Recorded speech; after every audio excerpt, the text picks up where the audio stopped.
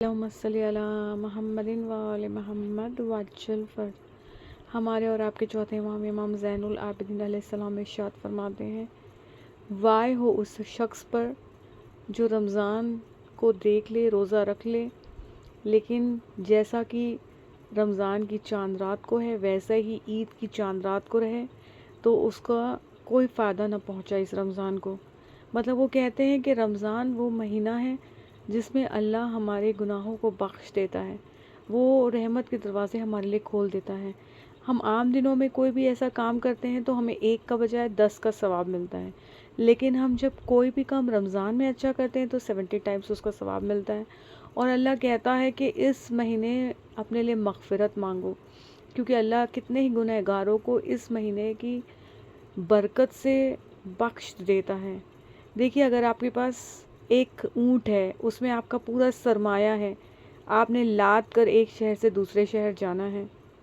اور اگر وہ اونٹ آپ کا کوئی راستے میں، آپ سپوز رات کو سو رہے ہیں، کوئی چرا کر لے جائے اور صبح جب وہ اونٹ نہ ملے، آپ کا کل سرمایہ تھا وہ اونٹ، اس میں آپ نے ساری چیزیں لاد کے رکھی تھی، اور اگر وہ صبح گم گیا تو سوچیے آپ کی کیا حالت ہوگی۔ آپ کو کچھ دکھائی نہ دے گا، یا آپ کہیں گے پروردگار میرا سب کچھ چھن گیا، اب میرے پاس کچھ نہیں ہے۔ لیکن وہی تیسرے دن اگر اونٹ واپس آپ کے پاس آ کر کھڑا ہو جائے اور پتہ چلے کچھ بھی غائب نہیں ہوا ہے، ساری چیزیں ویسی کی ویسی ہیں، تو ایک شخص ایسے ہی آیا رسول خدا کے پاس اور کہا کہ جو لوگ اللہ کی طرف پلٹتے ہیں تو اللہ کیسے ملتا ہے؟ تو انہوں نے بتایا کہ اگر ایک اونٹ ہے، اگر اس میں سارا سامان لدا ہوا ہے، وہ گم گیا ہے، اس کا کل سرمایہ گم گیا ہے، اب وہ تیسرے دن جب وہ اس کو اونٹ ملتا ہے تو اسے کتنی خوشی ملتی ہے۔ تو وہ کہتا ہے کہ شاید ایسا بھی ہو، اگر زیادہ شکر گزار ہو تو سجدے پہ چلے جائے کہ پروردگار تو نے میرا سامان مجھے لوٹا دیا، تو مسبب الاسباب ہے۔ پتہ چلا کہ جیسے ہمارا گما ہوا مال ملنے سے ہمیں خوشی ملتی ہے، ویسے ہی پروردگار کو اپنا گناہ گار بندہ جب اس کی دروازے پر لوٹتا ہے تو ویسی خوشی ملتی ہے، اور اللہ اس کو 3 بار لبیک کہتا ہے اور کہتا ہے کہ میں تیرے ساتھ ہوں، تیرے گناہ بخش دیے گئے۔ تو آئیے ہم اور آپ اس رمضان المبارک کو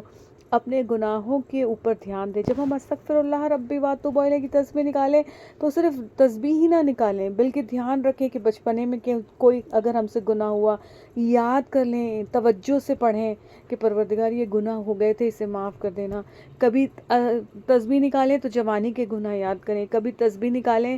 تو یاد کریں کہ پروردگار برزخ کے لیے، آسانی کے لیے استغفار کر رہا ہوں۔ مطلب جب بھی تسبیح نکالیں تو توجہ سے نکالیں،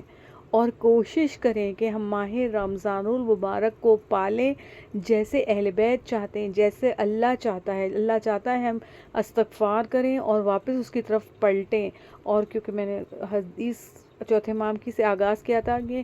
وائے ہو اس بندے پر جو اپنے آپ کو بدل نہ پائے، مطلب یہ رمضان المبارک ہمارے بدلنے کا بھی باعث ہے، اس میں اللہ کی رحمتیں، برکتیں نازل ہوتی ہیں۔ اللہ ہمیں ان رحمتوں کو حاصل کرنے کی توفیق دے، اپنے آپ کو ہم